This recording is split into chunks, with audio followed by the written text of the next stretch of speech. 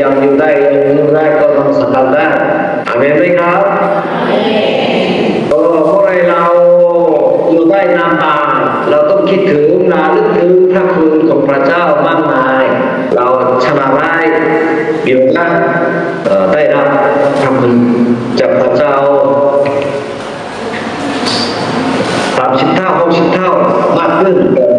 นะครับ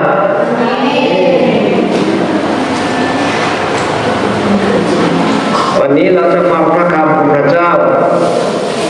โลมบทที่1ข้อที่21ถึง25นะครับโลมบทที่1ข้อที่21ถึง25你会编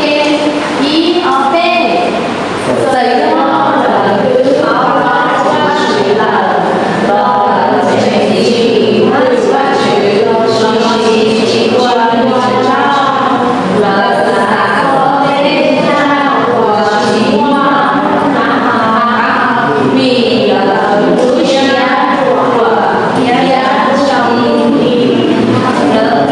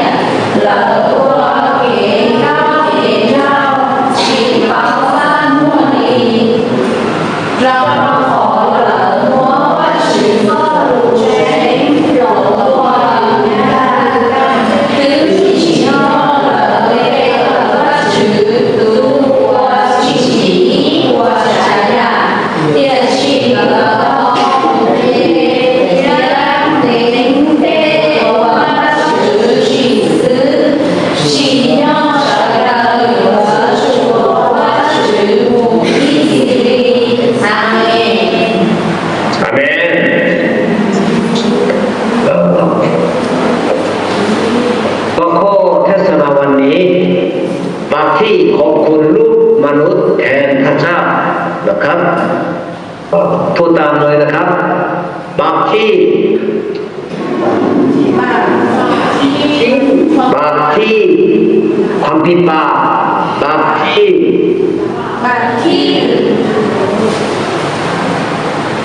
ขอบคุณลูกมนุษย์แทนพระเจ้าจริงๆพวกเราทุกคนต้องขอบคุณพระเจ้าใช่ไหมครับแต่การนำขอบคุณลูกมนุษย์ลูกต่างๆนะครับตัวแรกนี่คือเป็นความผิดบาปของเรา1 โครินธ์บทที่10ข้อที่31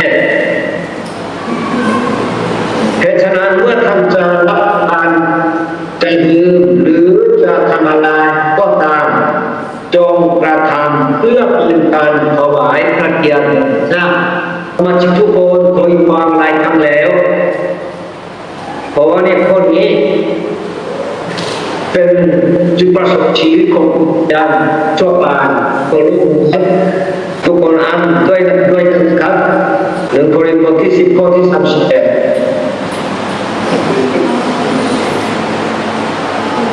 但你给一二倍，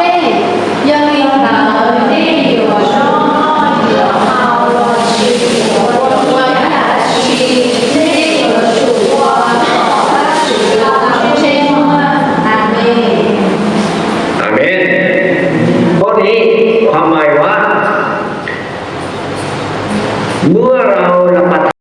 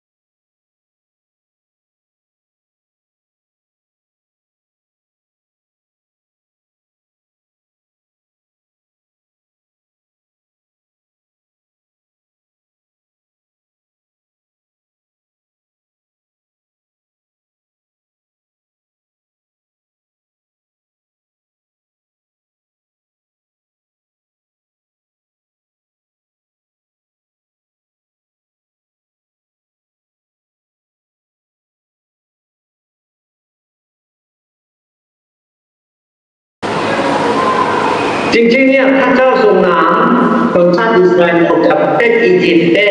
เขาลูกวัวแล้วก็ลูกวัวนี้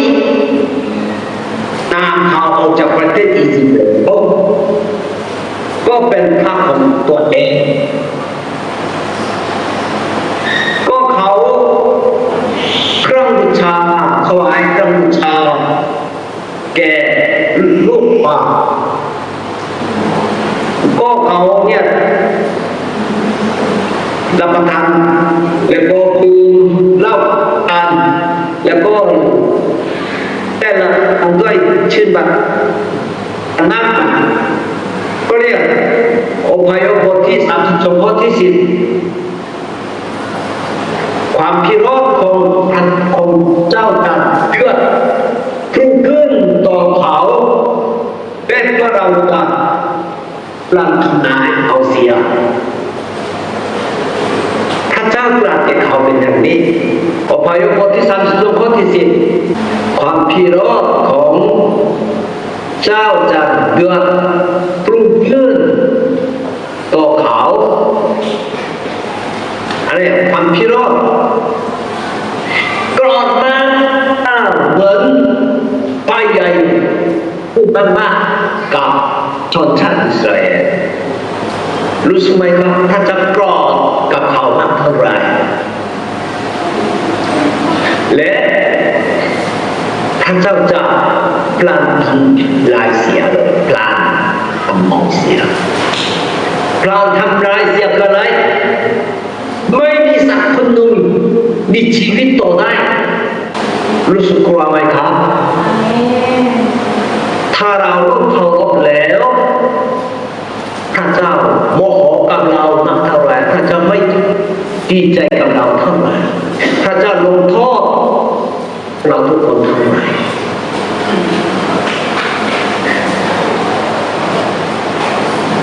ทำไมพระเจ้าเป็นภายในของเราแต่ถ้าเรารู้เขาแล้วเราไปรู้อะไรกันเป็นท่านดาของเขาทุกคนมีพ่อแม่ใช่ไหมครับพ่อแม่คลอดทุกคนแล้วแต่ถ้าเราไปพ่อบ้านคนเลี้ยงว่าพ่อแม่ตลอดก็พ่อแม่ของเรารู้สึกยังไงครับชอบใจกับเราไหมครับน่าจะลูกของผมเป็นจริงๆก็ไม่เป็นลูกแล้วทิ้งเลยถ้าเจ้าไปจะทิ้งเขาแล้วแต่โมเสสทูลขอพระเจ้าขออภัยถ้าพระเจ้าทรงลงโทษเขาพลานทำลายเสียจริงๆขอพระเจ้าทรงให้ฆ่าองค์กรเลยโมเสสทูลขอพระเจ้าเหล่านี้เพราะโมเสสเป็นผู้นำก็พระเจ้ากลับใจไถ่ทอด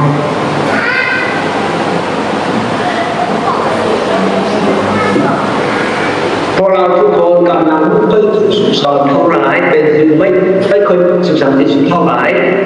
ตอนโตละหมาดและเราโตตั้งใจพิสูจน์พิจารณาชีวิตตัวบางละปุ๊บรบบางคนยังไม่เข้าใจพวกยุคอย่างดีแค่นั้นแต่มัทธิวบทที่6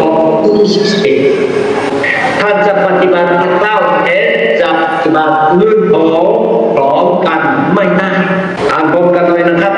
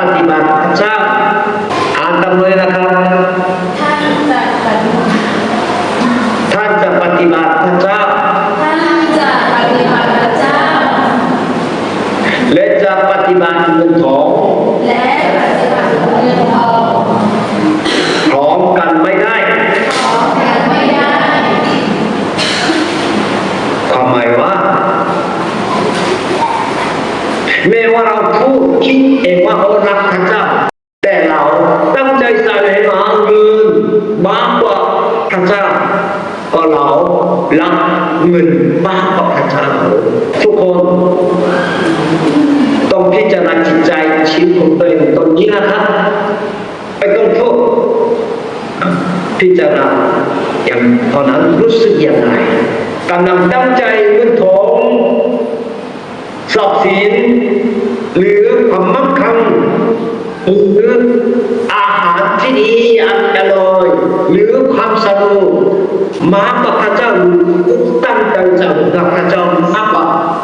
อันดังนั้นถ้าเราบางคนตั้งใจใส่แรงหาเงินทองอะไรอาหารอะไรบ้าน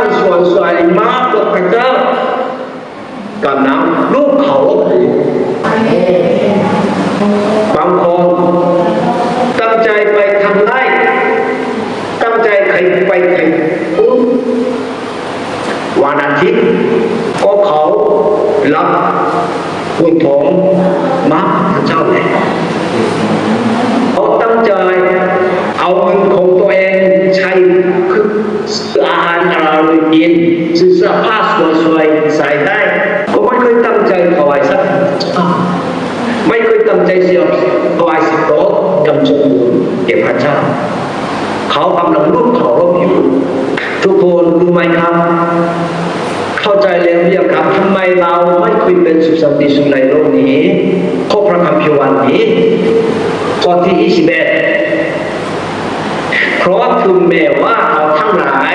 ได้รู้จักพระเจ้าแล้วเราก็มีได้ถวายอย่างแต่พระองค์ให้สมกับที่ทรงเป็นพระเจ้าหรือหาได้ขอพระคุณไม่อ่านบนกันหน่อยนะครับลงบทที่1ข้อที่21因为是那个有一种是哦，一哦对，谁什么的，花谁的，这个经济万刷子，老西去过的上，那个啥呀，我去刷好，米的路线我也照着你的，阿妹。คนรู้จักพระเจ้าแล้วใช่ไหมครับแต่ไม่ได้ตั้งใจถวายพระองค์ให้สมกับที่พระเจ้าทรงเป็นพระเจ้าไม่ได้ตั้งใจหาได้ของพระพุทธเจ้าดังนั้นพวกเราทุกคนปรับคิดในสิ่งที่ไม่เห็นสาระและจิตใจงอเอาของเราก็เงื่อนหายหลายคนคิดว่าตั้งใจไปทำไรแต่นมัสการในพระเจ้าตั้งใจจะเอาเงินไปซื้ออาหารซื้อเสื้อผ้าอะไรไม่ถอยรถสมบูรณ์แม้ว่าไปซื้ออาหารอร่อยอย่างนี้ไปซื้อเอาเงินไปซื้อเสื้อผ้าสวยๆใส่ก็ดีใจแต่ไม่มากดีใจนิดนึงพระเจ้าไม่ชอบกับเขาเพราะเขาตั้งใจเอาเงินไปผมเขาตั้งใจไปทำไร่แทนนำทำเป็นพระเจ้าพระเจ้าลงโทษเขาเข้าสู่สวรรค์เป็นสุขสันติสุขอย่างสมบูรณ์อย่างนี้ไม่ได้เลยข้อที่23เขาทำอย่างไรได้เอาภาษีของพระเจ้าผู้เป็นองค์ตาและกับลูกมนุษย์ที่ต้องการข้อที่23นะครับเอาภาษีของพระเจ้าอ่านบทกันเลยครับ现在那个杯子，一哦对，就是要来那个吃不完，时间要一起，也是那个好杯的我手里面，手里弄，手里下，手里拿，阿妹。ไม่ค่อยเข้าสู่สวรรค์อย่างสมบูรณ์ได้เท่าไหร่เพราะแม้ว่าเราไม่ค่อยเข้าใจแต่กำลังรู้เขารบอยู่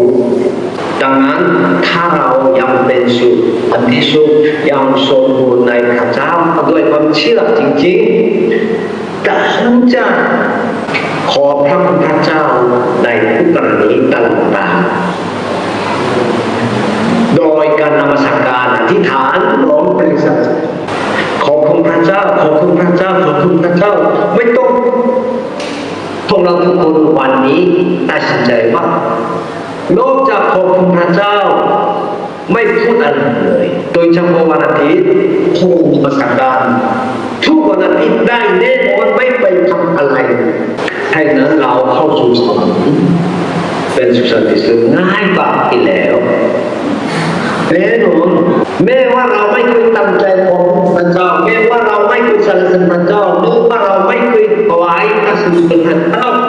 แต่พระเจ้าเป็นพระเจ้าพระเจ้าเป็นผู้เลิศตลอดจะเป็นผู้ยิ่งใหญ่เจ้าประเสริฐอย่างสมบูรณ์ตลอดไปไม่เกี่ยวกับการขอบคุณการสรรเสริญการถวายพระสิริพระเจ้าของเราพระเจ้าเป็นพระเจ้าตลอดเวลาพระเจ้าผู้เดียวองค์เดียวเท่านั้นมีสิทธิได้รับเกียรติจากพวกเราทุกคนมนุษย์เลยสดุดีบทที่6บทที่96ข้อที่8นะครับ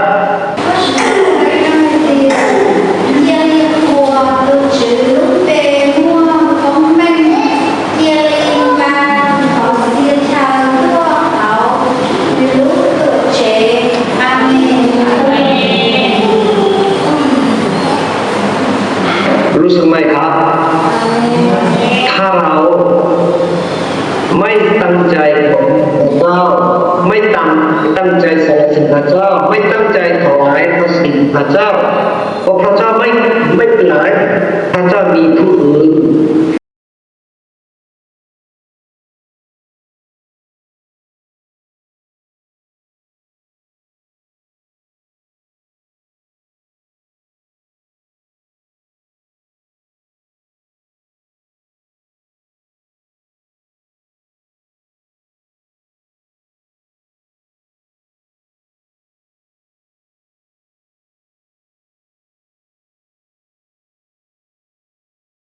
อย่างสมบูรณ์โดยการขอสรรเสริญพระเจ้าวันนี้ผมของพระเจ้าเองพรสมาชิกทุกคนตัดสินใจว่าโดยฤดูกาลของพระคุณพระเจ้านี้ตั้งใจพยายามขอพระคุณพระเจ้าในทุกกรณีและทูตแต่ของพระเจ้าอย่างเดียวเท่านั้นก็ประสบการณ์เข้าสู่สวรรค์ด้วยความสุขสันติสุขมากไม่ได้เท่า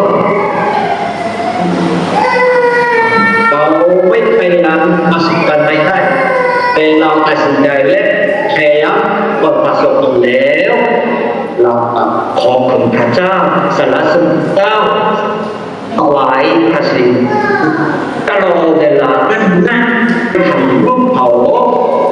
เหมือนกันจนถึงปัจจุบันนี้นะครับอาเมนไหมครับพอรู้โดยลงหลายครั้งแล้วต้องขอบคุณพระเจ้านะครับไม่ต้องลงเพลงสรรเสริญพระเจ้าไม่เคยลงเพลงสรรเสริญพระเจ้าไม่ได้ไม่เป็นไรขอบคุณพระเจ้าอย่างนี้ง่ายที่สุดทุกคนลองได้โอเคเวลานี้เราจะทุกลองด้วยกันนะครับเราช่วยนานเลยนะครับ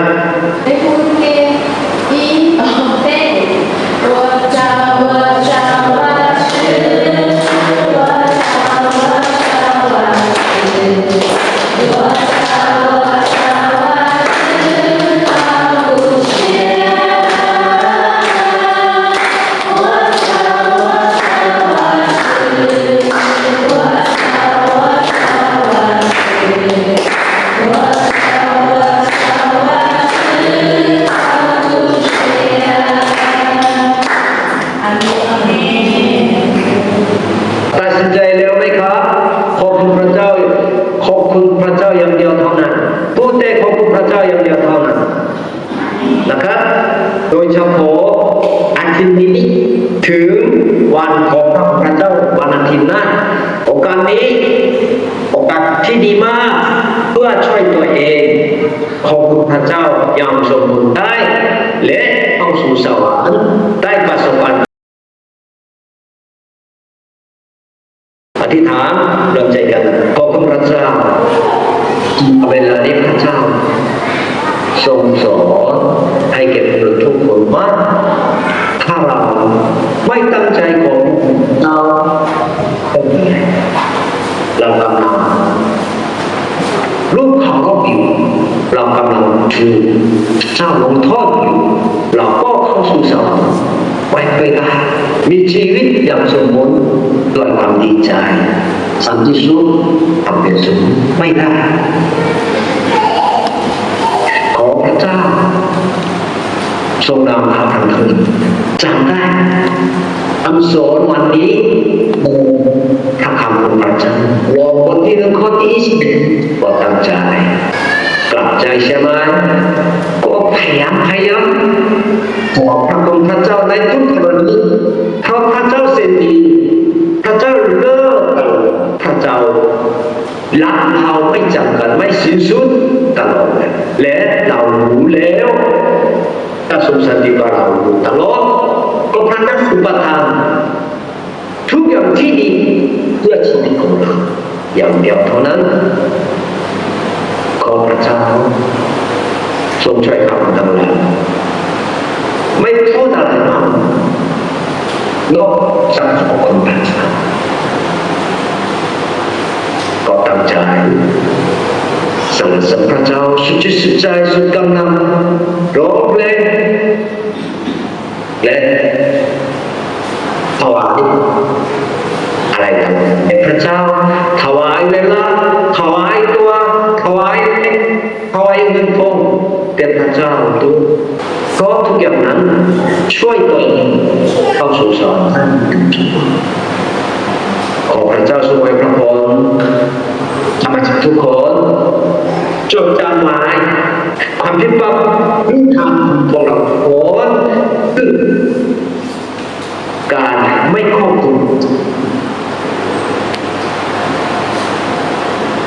ขอบคุณพระองค์อธิษฐานในพระนาม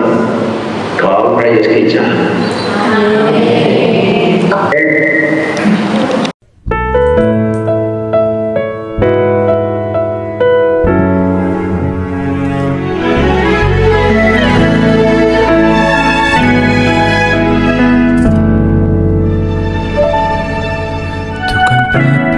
ที่ชีวิตเราได้พบเจอและทุกช่วงเวลาที่เราได้ข้ามพ้นมาในทุกวินาทีที่เราได้เดินผ่านมาไม่ได้เป็นเรื่องความบังเอิญแต่เป็นพระคุณขึ้นตอนเช้าและตกเวลาเย็นดอกไม้ที่หอมและพืชผลตามฤดูกาลในทุกวินาทีที่ฤดูกาลเปลี่ยนไปไม่ได้เป็นเรื่องที่สมควรแต่เป็นพระคุณทุกสิ่งเป็นเพราะพระ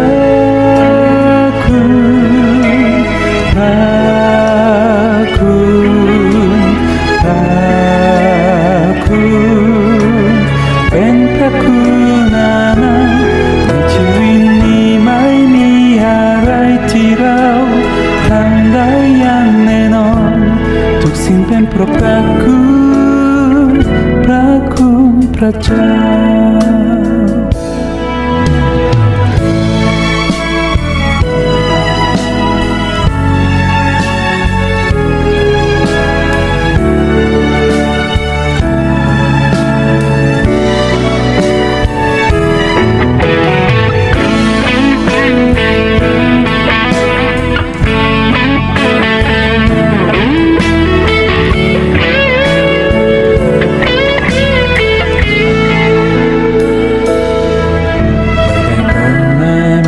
ชีวิตอยู่ในโลกนี้